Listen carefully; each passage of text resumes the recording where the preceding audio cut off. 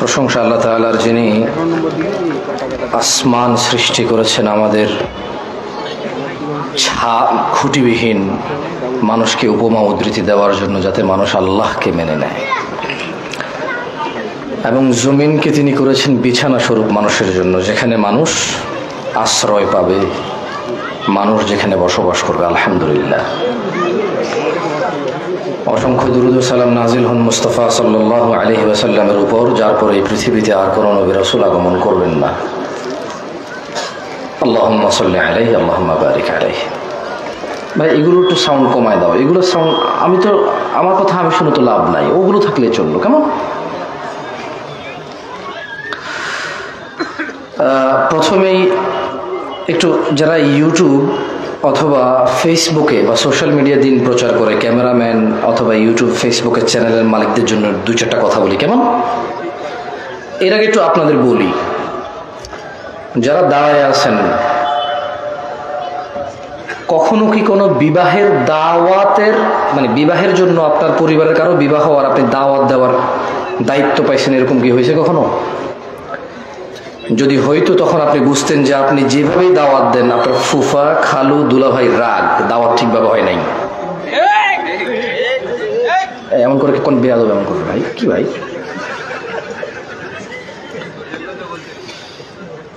তো যারা এই আয়োজনটা করেছে, আপনি যদি না দাঁড়িয়ে থেকে যদি বসেন, ওর এই দিনের পর দিনের পরিশ্রম, এই অর্থ ব্যয় ওকে আরো উৎসাহিত করবে আগামীর পরিশ্রমের জন্য। বিশ্বাস করেন, আপনি যদি মাঠে না বসে এখানে সেখানে দাঁড়িয়ে থাকেন, পরবর্তী বছর সে চিন্তা করবে, ঠিক আছে আয়োজনটা আরো ছোট করি, কারণ মানুষ বসে না, মানুষ দাঁড়িয়ে থাকে। আপনি কখনো একটা মাহফিলের আয়োজক হয়ে আয়োজন করেন, তারপরে দেখবেন কত মানুষ আপনার উপরে রাগ, কাকে দাওয়াত দিছেন, কাকে সভাপতি করছেন, কার নাম বাদ গেছে পোস্টারে, কার দাওয়াটা ঠিকভাবে হয় নাই। সেদিন আপনি বুঝবেন একটা মাহফিল, ছোট হোক বা বড় হোক বা মাঝারি হোক, যার যার মতো করে একটা মাহফিল করা কত কঠিন।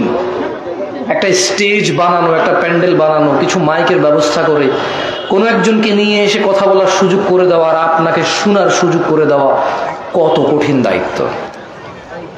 তা আমি চাই না এটা আপনি অনুভব করেন যে আপনি নিজে মাহফিল আয়োজন করে তারপরে এই কষ্টটা বোঝেন। আমি অনুরোধ করবো, যারা দাঁড়িয়ে আছেন, যাদের শোনার ইচ্ছা আছে, আপনারা চাইলে বসে যেতে পারেন। এটা হচ্ছে আপনাদের প্রতি আমার অনুরোধ। বহু দূর থেকে আসছি আপনাদের মেহমানদারি নেওয়ার জন্য।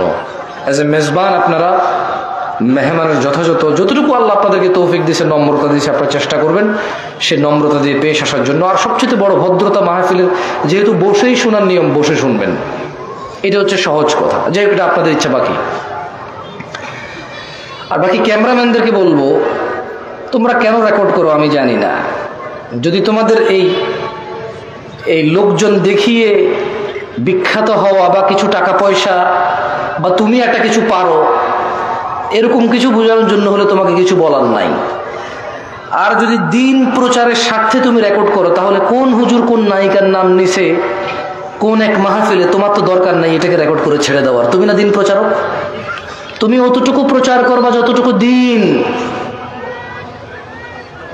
অ্যাজ এ দিন প্রচারক, যদি আমি দিন প্রচার করতে এসে খেয়ানত করি অথবা ভুল করি, উপস্থিত জনতার সামনে আমার ভুল হয়েছে, কিন্তু তুমি ক্যামেরা যেটা বন্দী করেছো, তুমি তো ফেসবুক এবং ইউটিউবে চাও দিন প্রচার করতে। আমার ওই ভুল প্রচারে কিসের দিন প্রচার আছে বলো? তুমি তো জানো এটা দিন না। তাহলে কোন হুজুর কোন নায়িকার নাম নিছে, কোন হুজুর কোন নায়কের নাম নিছে, তোমার তো দরকার নাই তার ওই অতটুকু অডিওর সাথে ওই মহিলার ছবি লাগাই দিয়ে প্রচার করে দেওয়ার। এটাতে কেমন দিন প্রচার তোমার? ছি, তোমার মতো বাজে দিন প্রচারক আমি দেখি নাই।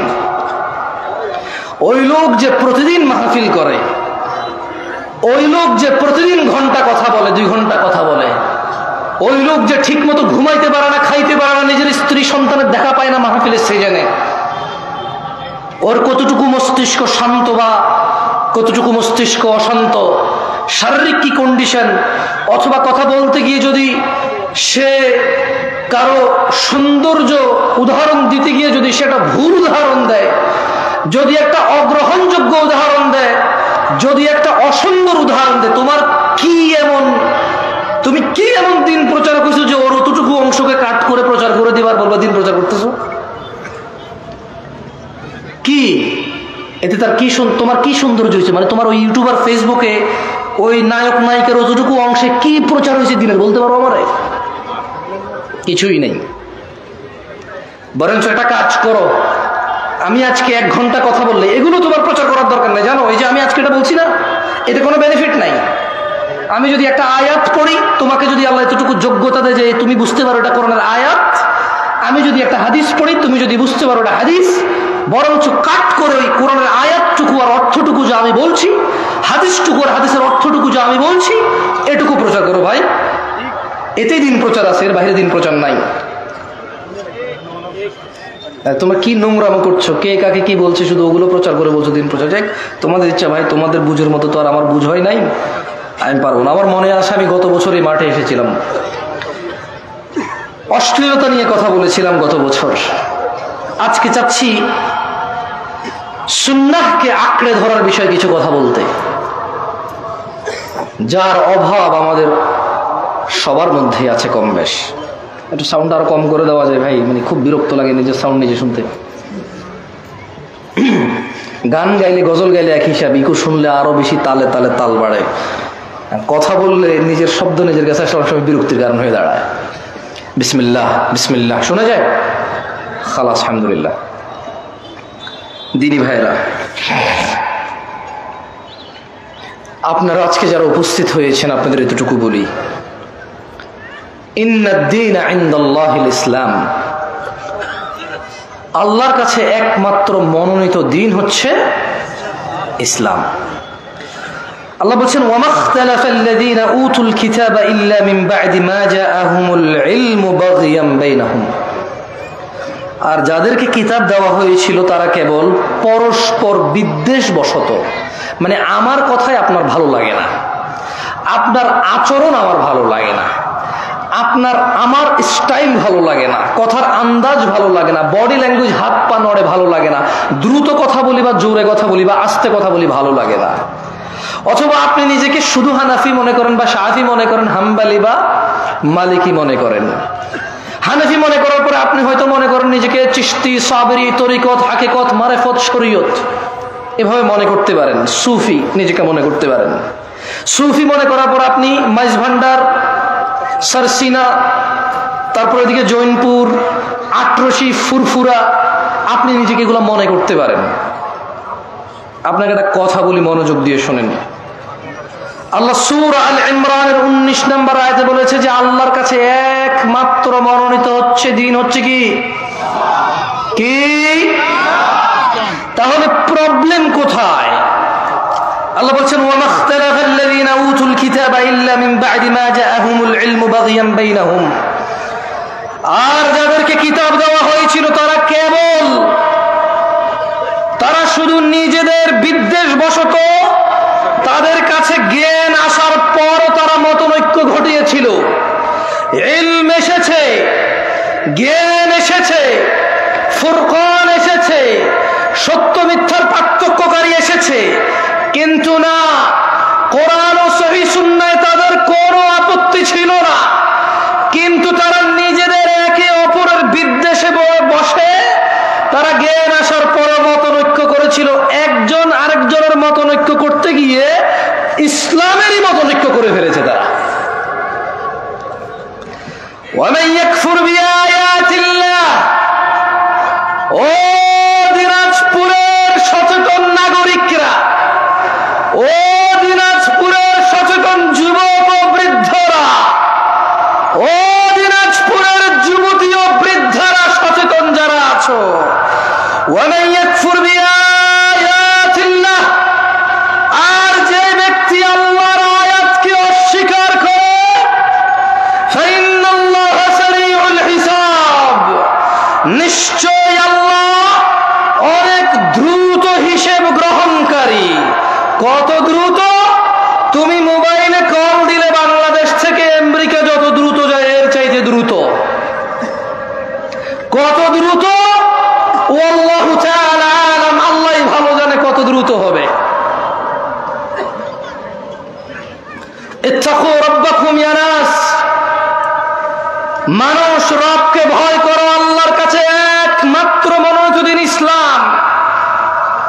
নিজেদের দলে দলে বিভক্ত করে ভিন্ন ভিন্ন নামে ইলম, জ্ঞান, সত্য মিথ্যা আসার পরেও নিজেদের একজন আরেকজনকে পছন্দের কারণে তোমরা দ্বীনকে অস্বীকার করিও না, মতনৈক্য করিও না। জেনে নাও, সুন্নাহকে আঁকড়ে ধরা আমাদের জন্য আবশ্যক। সফলতা নেই মুস্তাফার অনুসরণ ছাড়া, সাল্লাল্লাহু আলাইহি ওয়াসাল্লাম। মুস্তাফার অনুসরণ ছাড়া, অনুকরণ ছাড়া, ইত্তেবা ছাড়া জান্নাত নামুমকিন, জান্নাত অসম্ভব। জাহান্নামের আগুন ঝলসে দেবে যার ইবাদতে মুস্তাফার অনুসরণ নেই। সুন্নাহকে আঁকড়ে ধরতেই হবে আমাদের।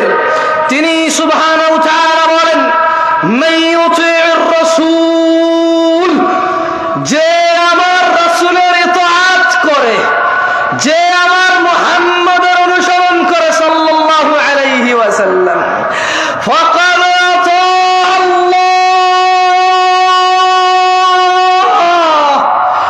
সে আল্লাহর ইবাদত করে।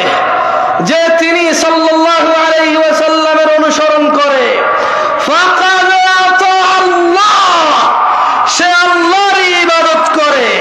ওয়া মান তাওয়াল্লা, আর কেউ যদি রাসূল সাল্লাল্লাহু আলাইহি ওয়াসাল্লামের অনুসরণ থেকে মুখ ফিরিয়ে নেয়, ফামা আরসালনাকা আলাইহিম হাফিযা, আল্লাহ বলছে ও মুহাম্মদ সাল্লাল্লাহু আলাইহি ওয়াসাল্লাম, যদি কেউ আপনার থেকে মুখ ফিরিয়ে নেয়, যদি কেউ ভালো কাজ, খারাপ না তো অসুবিধা কোথায়?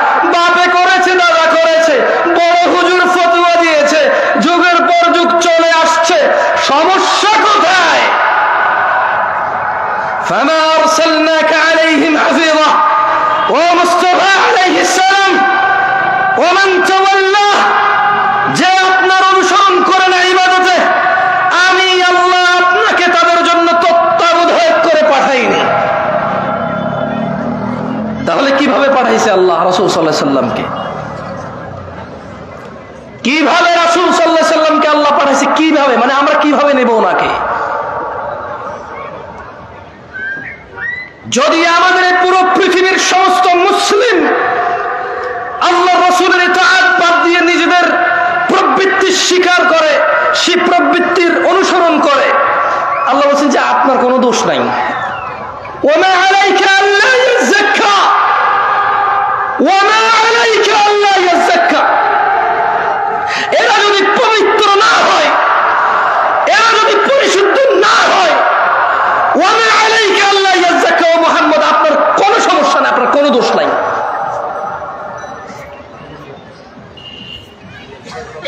কারণ আল্লাহ ওনার মুস্তাফাকে কি বলেছেন সাল্লাল্লাহু আলাইহি ওয়াসাল্লাম?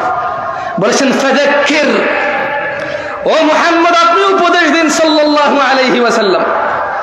ইন্নামা আনতা মুযাক্কির, আপনি একজন উপদেষ্টা, উপদেশদাতা। লাস্তা আলাইহিম বিমুসাইতির, ওই যে ওখানে মাইকে লটারি হয়, ওই যে ওখানে বিয়ের গায়ে হলুদে গান বাজনা বাজে, ওই যে বাবা তার মেয়েকে নিজে নাচের স্টেজে উঠাই দিয়ে নাচ, নিজের মোবাইলে ভিডিও ধারণ করে নিজের বন্ধু বান্ধবকে বলে দেখ দেখ তোর ভাতিজি কেমন নাচে। আল্লাহ সুবহানাহু ওয়া তাআলা বলছেন লাস্তা আলাইহিম বিমুসাইতির, আপনি এদের কর্ম নিয়ন্ত্রক নন। তবে আপনি জেনে নেন মুস্তাফা, আপনি জেনে নেন ইল্লা মান তাওয়াল্লা ওয়া কাফার, যে আপনার থেকে মুখ ফিরিয়ে নেবে, যে আপনার অনুসরণের অস্বীকৃতি করবে, ফায়ুআযিবুহুল্লাহ আল-আযাব আল-আকবার, তিনি সুবহানাহু ওয়া তাআলা তাকে কঠোর দণ্ডে দণ্ডিত করবেন। এই হচ্ছে ওনার মর্যাদা। আমরা যদি মুস্তাফার অনুসরণ না করি আলাইহিস সালাম, আল্লাহ নবীর অনুসরণ না করলে, নবীর উপদেশ মেনে না চললে আলাইহিস সালাম আমাদেরকে কঠোর দণ্ডে দণ্ডিত করবেন। তিনি তা কোরআনুল কারীমে সুস্পষ্ট করে তিনি বর্ণনা করেছেন, ওয়ার্নিং করেছেন আমাদের। দিনী ভাইরা, আল্লাহর কাছে একমাত্র মনোনীত দিন হচ্ছে কি? ইসলাম। আর আমরা কেন ইলম আসার পরেও, জ্ঞান আসার পরেও আমরা কেন মতনৈক্য করে বলতে পারেন? আমি কিন্তু একটু আগে বলেছি, নিজেদের বিদ্বেষ বশত। কার বিদ্বেষ বশত? কার? প্রবলেম আমার, প্রবলেম আপনার। কারণ আপনি নিজে যদি বলি যে কোরআন কি পূর্ণাঙ্গ মানেন, আপনি বলবেন মানি। আমি যদি বলি যে পরিস্থিতি যদি এমন আসে কোরআনের জন্য জীবন দিতে হবে, মানে এখানে চান্সেস আছে যে মানে জীবনটা চলে যাবে, মনে হয় দাঁড়াবেন, আপনি বলবেন হ্যাঁ দাঁড়াবো ইনশাআল্লাহ। যদি বলি মুস্তাফা ছাড়া কেউ নেই অনুসরণীয়, আপনি কি মানেন? আপনি বলবেন অবশ্যই, উনি ছাড়া কে আছে অনুসরণীয়। যদি বলি তিনি সাল্লাল্লাহু আলাইহি সাল্লামের অনুসরণই হচ্ছে আল্লাহর ইবাদত, আপনি কি মানেন? আপনি বলবেন অবশ্যই, তিনি সাল্লাল্লাহু আলাইহি সাল্লামের অনুসরণই হচ্ছে আল্লাহর ইবাদত। তাহলে প্রবলেম কোথায়? আমরা কেন বিভক্ত? কোরআন তো আমরা পূর্ণাঙ্গ মানতে রাজি, জীবন দিতে রাজি। উনি সাল্লাল্লাহু আলাইহি সাল্লামকে সর্বোচ্চ পর্যায়ে রাখতে আমরা রাজি। তাহলে প্রবলেম কোথায়? প্রবলেম কোথায় বলেন তো? কোথায়? নিজেদের। প্রবলেম কোথায়? হানাফির, শাফির, মালিকির, হাম্বলির, চিশতির, সাবেরির না, নিজেদের। মানে আমার প্রবলেম। প্রবলেম কার? আমাদের প্রবলেম। আল্লাহর কাছে একমাত্র মনোনীত দিন হচ্ছে কি? ইসলাম। দিন কি আসলে? আল্লাহ সুবহানাহু ওয়া তাআলা কোরআনুল কারীমে বলছেন, ওয়ামা আতাকুমুর রাসূল, যা রাসূল সাল্লাল্লাহু আলাইহি সাল্লাম দিয়েছে, ফাখুযুহু, তা নিয়ে নাও। দিন কি?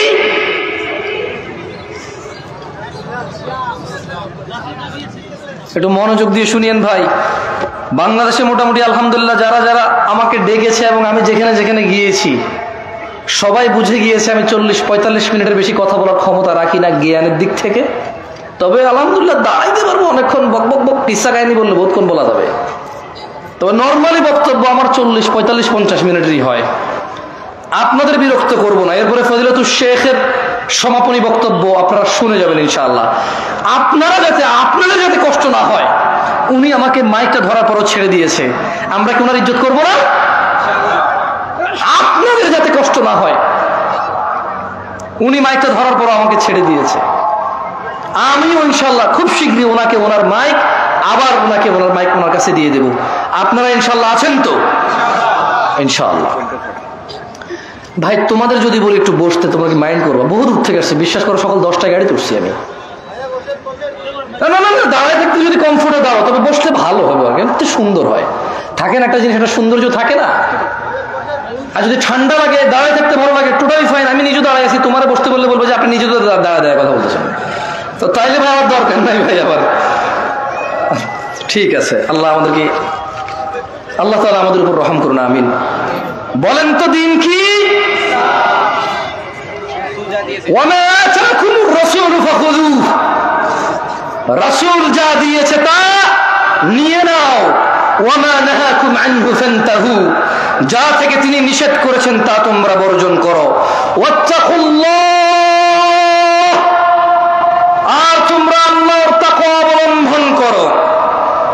ইন্নাল্লাহা শাদীদুল ইকাব, ও মানুষ, নিশ্চয়ই আল্লাহ শাস্তি দানে অনেক অনেক অনেক অনেক অনেক অনেক অনেক বেশি কঠোর। আল্লাহ শাস্তি দানে অনেক কঠোর।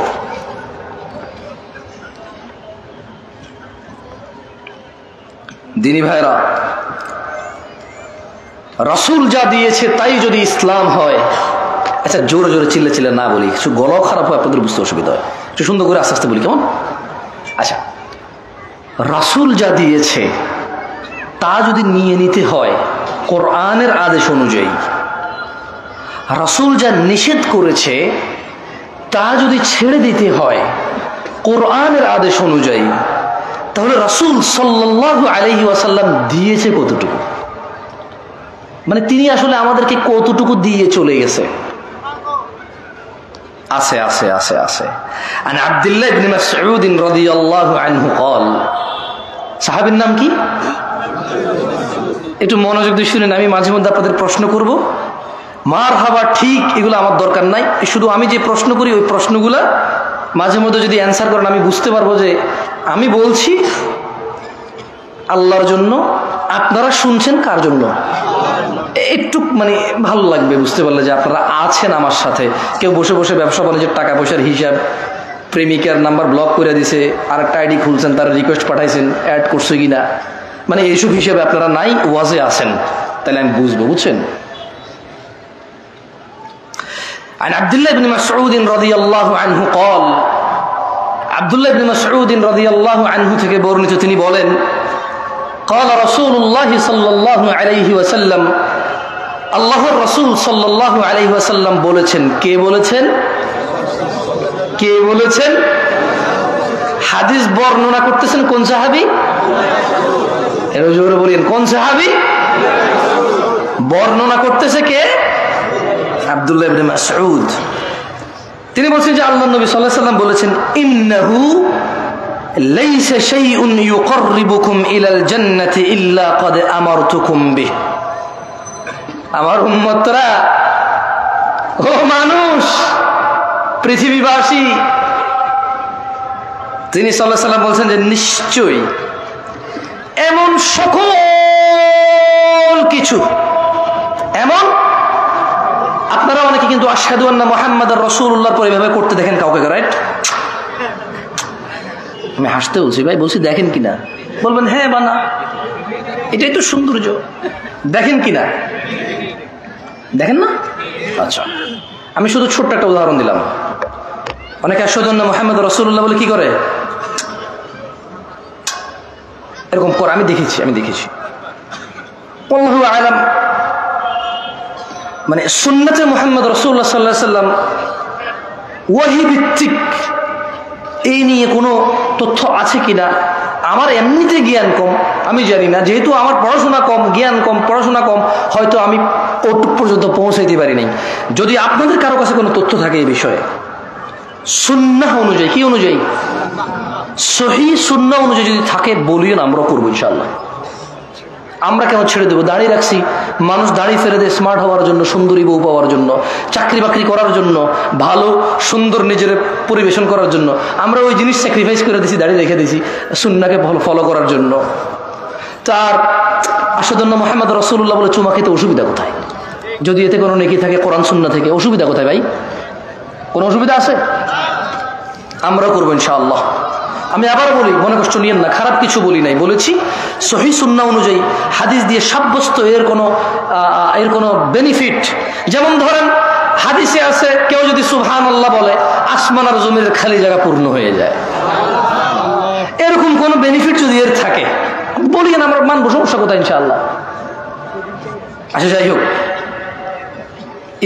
দিন হচ্ছে আল্লাহর নবী যতটুকু দিয়েছে অতটুকু গ্রহণ করা, যতটুকু নিষেধ করো যতটুকু বর্জন করা। তাহলে আল্লাহ নবী দিয়েছে কতটুকু? আব্দুল্লাহ ইবনে মাসউদ রাদিয়াল্লাহু আনহু থেকে বর্ণিত, আল্লাহ নবী সাল্লাল্লাহু আলাইহি ওয়াসাল্লাম বলছেন যে নিশ্চয়ই এমন সকল কিছু যা তোমাদের সবাইকে জান্নাতের নিকটবর্তী করে, জান্নাত পর্যন্ত নিয়ে যায়, আমি সব কিছুর নির্দেশ দিয়েছি, একটাও বাদ দেই নাই। সুবহানাল্লাহ। কয়টা বাদ দেয় নাই? কয়টা? একটাও বাদ দেয় নাই তিনি। এবং তিনি বলছেন ওয়ালাইসা শাইউন ইউকাররিবুকুম ইলান নার, এমন সকল কিছু যা তোমাদেরকে জাহান্নামে প্রবেশ করাবে, জাহান্নামের কাছে নেবে, ইল্লা ক্বাদ নাহাইতুকুম আনহু, প্রত্যেকটা জিনিসই আমি তোমাদের নিষেধ করেছি, একটাও ছেড়ে দেই নাই। সুবহানাল্লাহ। তাহলে যা আমাদের জাহান্নামে নিয়ে যাবে তিনি কি একটাও বাদ দিছে নিষেধ করা ছাড়া? যা আমাদের জান্নাতে নিয়ে যাবে তিনি কি একটাও বাদ দিছে আদেশ করা ছাড়া? তাহলে কিসের এত বিভক্তি, এত ভিন্নতা কিসের? তিনি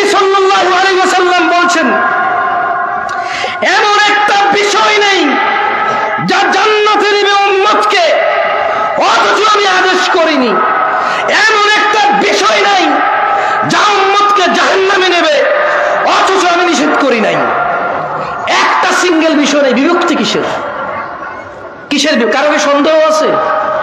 কারো কি সন্দেহ আছে যে উনি কিছু বাদ দিয়ে গেছে?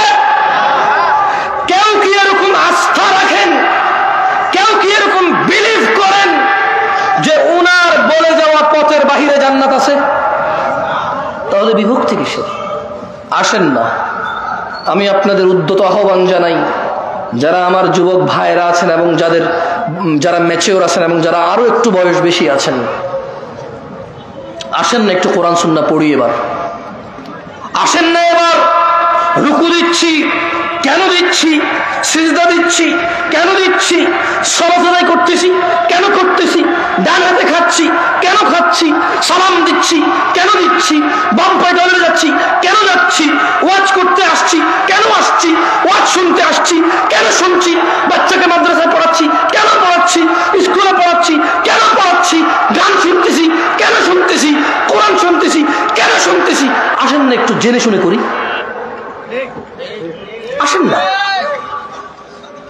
তিনি তো একটাও বাদ দেয় নাই যা জাহান্নামে নিয়ে যাবে, সব নিষেধ করছে।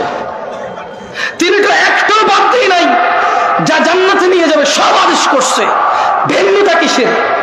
অবহেলা কিসের? কিসের এত গাফিলতি? মা গররাকা বিরব্বিক, কিসে এত দয়াময় আল্লাহ থেকে আমাদেরকে দূরে রাখছে? কিসে? কি পাইছি আমরা? মা গররাকা বিরব্বিকাল কারীম, এত দয়ালু আল্লাহ থেকে কিসে আমাদেরকে দূরে রাখছে? আল্লাহ আমাদেরকে বোঝার তৌফিক দান করুন। শুনেন, এখন প্রশ্ন হলো, আল্লাহর নবী যদি একটাও বাদ না দেয় যা জাহান্নামে নিয়ে যাবে নিষেধ করা, একটাও যদি বাদ না দেয় যা জান্নাতে নিয়ে যাবে আদেশ করা, আমরা কেন অল্প? কেন আজকে আমরা অল্প? কেন আমাদের ঐক্যতা নাই? এটারও একটা কথা তিনি বলে গিয়েছেন। তিনি বলেছেন, আন আবি হুরায়রা রাদিয়াল্লাহু আনহু, আবু হুরায়রা রাদিয়াল্লাহু আনহু থেকে বর্ণিত, তিনি বলেন আল্লাহ নবী সাল্লাল্লাহু আলাইহি সাল্লাম বলেছেন, সাহাবীর নাম কি? কি রাদিয়াল্লাহু আনহু বলেন ভাই? তিনি বলেন আল্লাহ নবী সাল্লাল্লাহু আলাইহি সাল্লাম বলেছেন, বাদাআল ইসলামু গরীবা, ইসলামের সূচনা হয়েছিল অপরিচিত অবস্থায়। কি অবস্থায়? কি অবস্থায়? আচ্ছা বলেন তো, গায়ে হলুদে যে মানুষটা বিয়েতে গায়ে হলুদ করে, আপনি কি বিশ্বাস করেন সে বুকে পূর্ণাঙ্গ অনুভূতি রাখে যে এটা গুনাহ, এটা ইসলামিক না, এটা অন ইসলামিক, এটা মহাপাপ, জঘন্য নিকৃষ্ট আচরণ বিয়ের মধ্যে? সে কি এটা অনুভব করে এভাবে হৃদয় থেকে? তার কাছে এত অনুভূতি নাই এটার। মানে আপনি কি মনে করেন এই যে আমাদের বোনরা খোলামেলা চুল, গেঞ্জি, শার্ট, প্যান্ট পরে ঘুরে, ফেসবুকে ছবি দেয়, জামাই বউয়ের ছবি, রুমের ভিতরের ছবি, মানে কথায় কথায় ছবি, যারা নিজেদের সৌন্দর্য প্রকাশ করে বেড়ায় যে বোনরা, আপনি কি মনে করেন যে সে এটা বিলিভ করে তার পাপ হচ্ছে, সে আগুনে জ্বলতে পারে এই পাপের জন্য? আপনি কি মনে করেন সে বিলিভ করে? এরকম মন থেকে অনুভব করে মনে করেন? এই যে আপনি দাড়ি কাটেন, এই যে আপনি শেভ করেন, এই যে আপনি সিগারেট খান, এই যে আপনি মিথ্যা কথা বলেন, এই যে আপনি বাবা মায়ের উপরে ধমক দিয়ে কথা বলেন, এই যে আপনি কোরআন আজকে 40 বছর বয়স, 50 বছর বয়স, 30 বছর বয়স, কোরআন পড়তে জানেন না, আপনি কি এটা বিলিভ করেন যে কোনোদিন আপনি মন থেকে, হৃদয় থেকে অনুভব করেছেন যে আমি একটা মূর্খ, আমি ইসলামের কিছুই জানি না?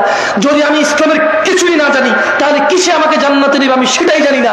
আর এই না জানা আমাকে কোনোদিন কষ্ট দেয় নাই, এই না জানা কোনোদিন আমাকে শিখা পর্যন্ত পৌঁছায় নাই, শিখার আগ্রহ জাগে নাই আমার কোনোদিন। আপনি কি মনে করেন আপনি এটা বিলিভ করেন মনে পড়ে না?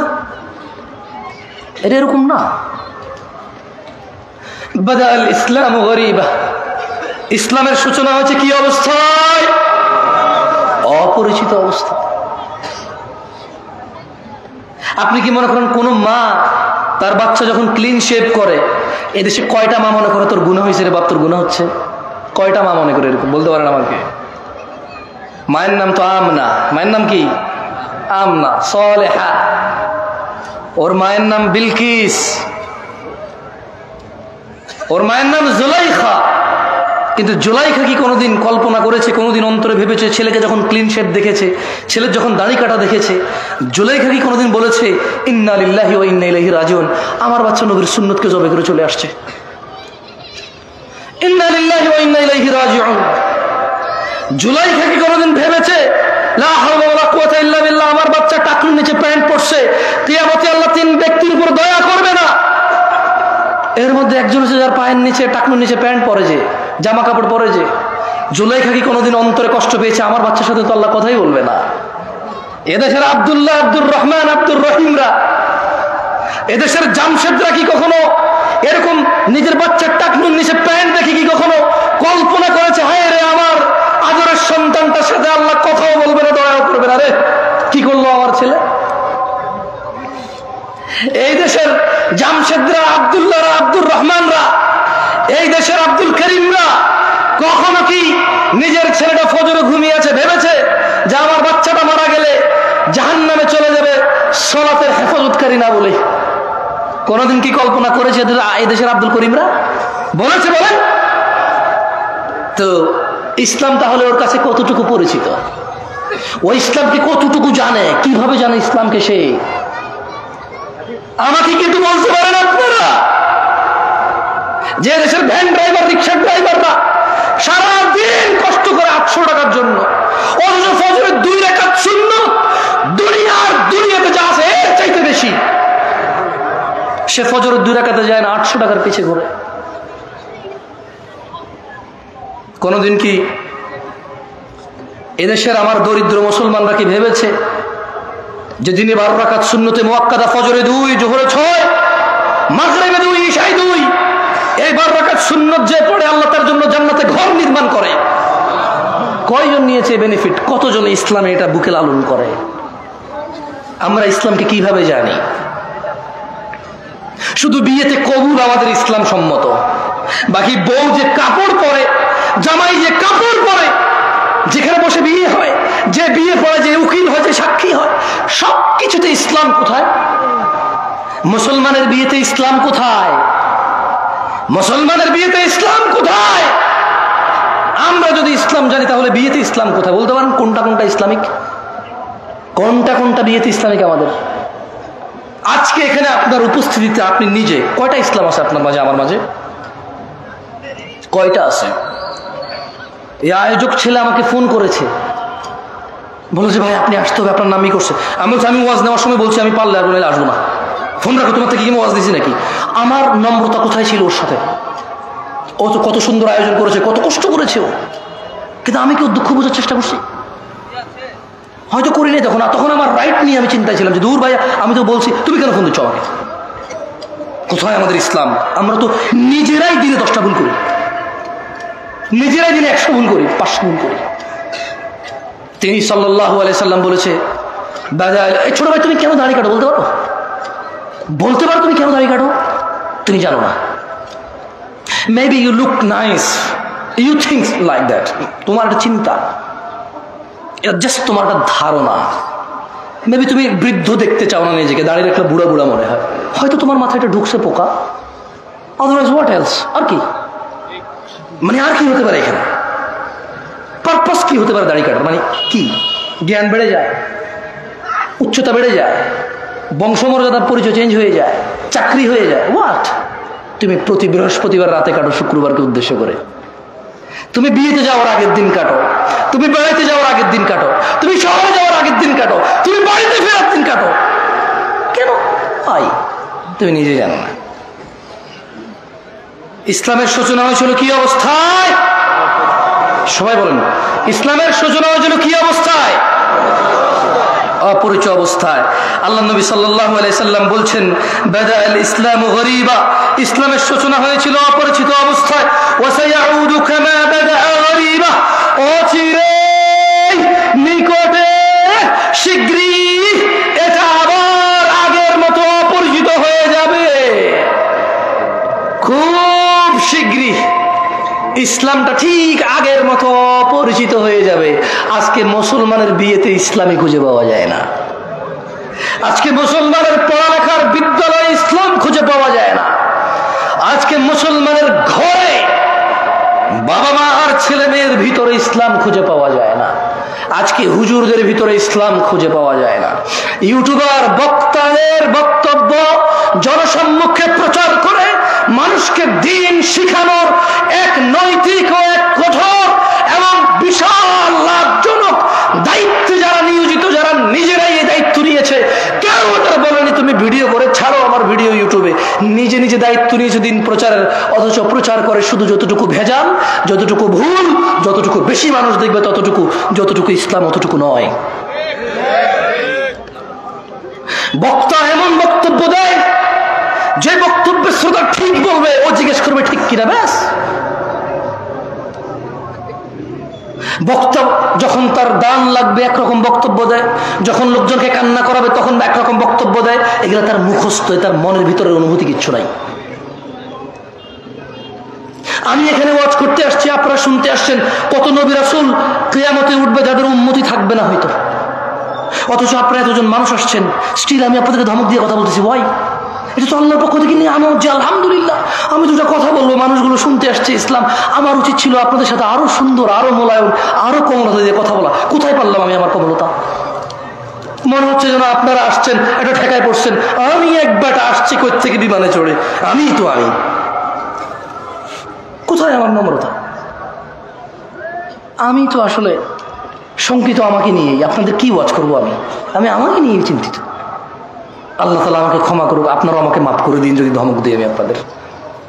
আমি হয়তো কথা বলার ফ্লো, আমার হয়তো স্বভাবগত জাত একটু চঞ্চল আমি ভাই, বুঝছেন? হাত পা নড়ে চড়ে, মাথা মতো গরম হয়ে যায় যখন উল্টাপাল্টা কিছু, মানে বাস্তবতার হাদিস একরকম কোরআন একরকম, একটু গরম হয়ে যায়। আমি এর জন্য আন্তরিকভাবে ক্ষমা চাই। আপনারা আমার ভাই, আপনারা আল্লাহকে ভালোবেসে আসছেন, আপনারা নিজেরা টাকা খরচ করে আমাকে এখানে দাঁড় করাইছেন কথা বলার জন্য। এটা কত বড় নিয়ামত আল্লাহর পক্ষ থেকে আমার জন্য, অথচ আমি কিনা আপনাদের সাথে সুন্দর ব্যবহার করতে পারছি না। আমার মনে হচ্ছে যেন আমি মালিক হয়ে গেছি, কিনে ফেলছি আপনাদের। আমি একটা কিছু হয়ে গেছি। আল্লাহ আমাকে ক্ষমা করুন, আপনারা আমাকে মাফ করে দিন। কেমন ইসলামের পরিচয় হয়েছে কি অবস্থায়, আবার কোথায় ফিরে যাবে? সবাই বলিয়েন তো, আবার কোথায় ফিরে যাবে? কবে কবে কবে? আমাদের বিয়েতে আমরা ইসলাম পাই? আমাদের ঘরে ইসলাম আছে? মা প্রতিদিন খেয়াল রাখে তার বাচ্চা স্কুল মাদ্রাসায় গেছে কিনা, মা প্রতিদিন খেয়াল রাখে তার বাচ্চা হোমওয়ার্ক করছে কিনা। এই মা কি খেয়াল রাখে তার বাচ্চা নামাজ আদায় করছে কিনা? খেয়াল রাখে? কোথায় তার আদর, তার আদরের সন্তানের জন্য?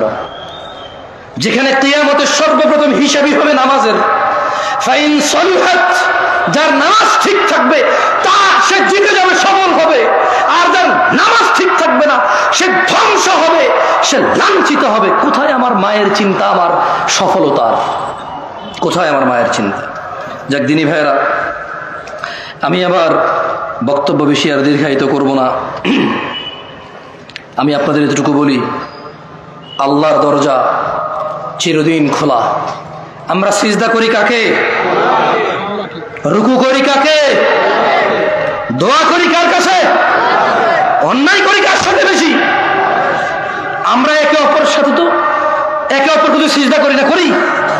তাহলে যা নামাজ পড়েন নাই, যা রোজা রাখেন নাই, যা দাড়ি কাটছেন, যা গান শুনছেন, যা সিনেমা নাটক দেখছেন, খালাস।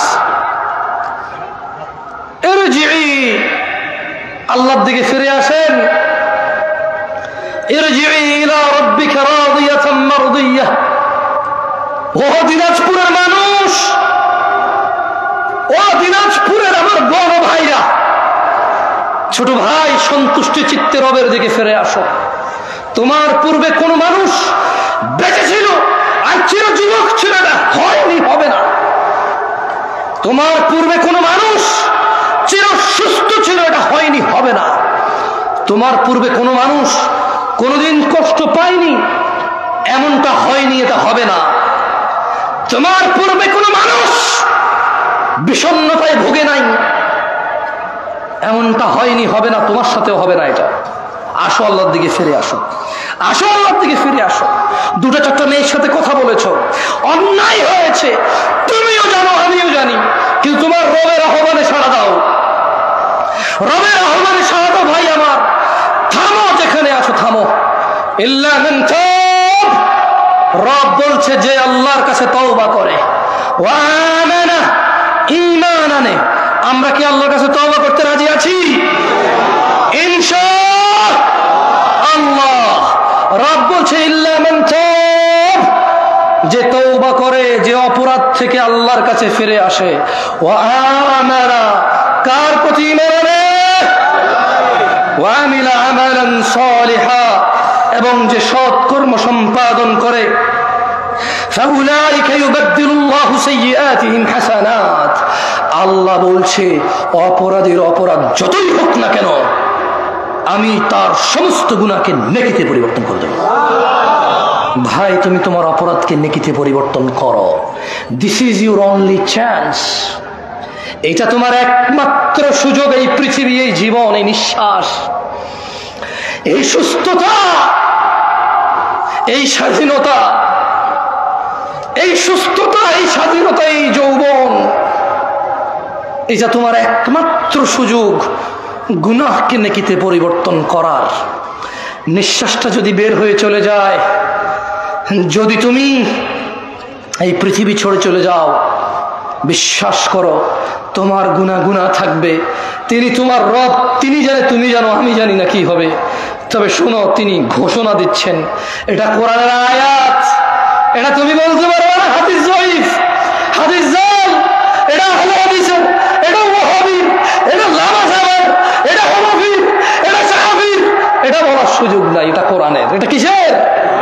এটা কিসের? তিনি বলছেন গুনাহ থেকে ফিরে এসে তওবা করে ভালো কাজ করলে সমস্ত গুনাহ নেকিতে পরিবর্তন হবে। This is your only chance brother. আমি এর চেয়ে বেশি তোমাকে আজকে আর ওয়াজ করতে পারবো না। আমার কাছে আর কোনো ওয়াজ বাকি নাই। আমার এখানে লেখা আরও আছে প্রায় 2 পৃষ্ঠা, বলা যেত, কিন্তু আমি সমীচীন মনে করছি, আমি বিচক্ষণতা ভাবছি যে আমার মনে হচ্ছে এই জায়গায় আমার স্টপ করা উচিত এখন। কেন? আমি আমার ভাইদের বলে দিছি, তোমার জীবনের গুনাহ যেটাই হোক না কেন, নেশা সংক্রান্ত, জানা সংক্রান্ত, নামাজ সংক্রান্ত, গান বাজনা অশ্লীলতা সংক্রান্ত, তুমি যদি আজকে থামো, যদি দৃঢ় পরিকল্পনা করো যে না যা হয়েছে হয়েছে খালাস, যদি আমি মারা যাই তাহলে আমার সর্বনাশ হয়ে যাবে, যদি আমি মারা যাই আমার সর্বনাশ হয়ে যাবে, আমি বরং থামি, মাপ চাই, কিছু ভালো কাজ করি, আর বলবো ইয়া আল্লাহ আমি থামছি তোমার ভয়, আমার চাইতে তুই ভালো জানো, সো আমি তোমার প্রতি ঈমান আনছি, এবার আমার গুনাহকে নেকিতে পরিবর্তন করো ইয়া আল্লাহ। أقول قولي هذا واستغفر الله لي ولسائر المؤمنين والمؤمنات فاستغفروا إنه هو الغفور الرحيم। আমি আল্লাহর কাছে আমার জন্য ক্ষমা চাই, আপনাদের জন্য ক্ষমা চাই। আল্লাহ তাআলা আমাকে এবং আপনাদের সবাইকে ক্ষমা করে দিন। আমার ত্রুটি তিনি মার্জনা করে দিন, আমার ত্রুটি তিনি ক্ষমা করে দিন। আমার অসভ্যতা, আমার আচরণের খারাপ যেই উদাহরণগুলো আছে যা আপনাদের কষ্ট দেয়, যারা আপনারা আমাকে ভালোবাসেন, ছোট ছোট ভিডিওতে যখন আমার কিছু মানে অন্যরকম আচরণ আপনাদের কাছে আছে 10 সেকেন্ড 5 সেকেন্ডের, আপনারা যারা কষ্ট পান, আমি আপনাদেরকে কষ্ট দেওয়ার জন্য আমি ক্ষমা চাই, আপনারা আমাকে মাফ করে দিয়েন। আমি সবাইকে অনুরোধ করব, ফজিলতুল শেখ ডক্টর মুজাফফর বিন মুহসিন হাফেজাহুল্লাহ মূল্যবান বক্তব্য পেশ করার জন্য ওনাকে অনুরোধ করব, আর আপনাদের অনুরোধ করবো ইনশাল্লাহ আমি আছি, বসছি আমি ইনশাআল্লাহ। জি শেখ, গলাটা কেমন